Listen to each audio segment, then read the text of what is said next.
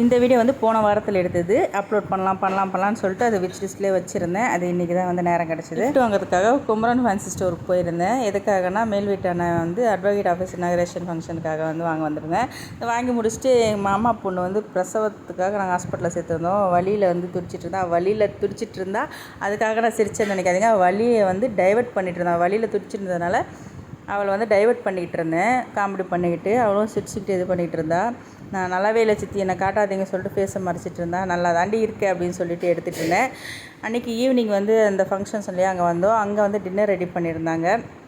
இட்லி, சப்பாத்தி, குருமா, கிச்சடி, சட்னி இதெல்லாம் சாப்பிட்டு முடிச்சுட்டு நானும் கௌசியும் வந்து வீடியோ எடுத்தோம். கௌசி பாரு அப்படின்னு சொல்லிட்டு அன்றைக்கி கொஞ்சம் எண்ணெய் விழிஞ்ச மூஞ்சோடு தான் இருந்தேன்.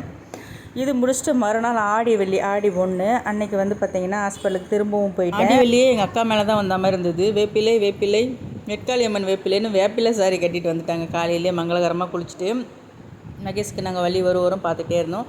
வலி வரவே இல்லை. நானும் அங்கே ஈவினிங் வரைக்கும் இருந்துட்டு எப்படா நீ பிறப்பேன், நான் வீட்டுக்கு போனதுக்கப்புறம் தான் பிறப்பேன்னு சொல்லிட்டு நான் ஒரு 5 மணிக்கு நான் வீட்டுக்கு வந்துட்டேன். 6 மணிக்கு மேலே குழந்தை பிறந்துடுச்சு.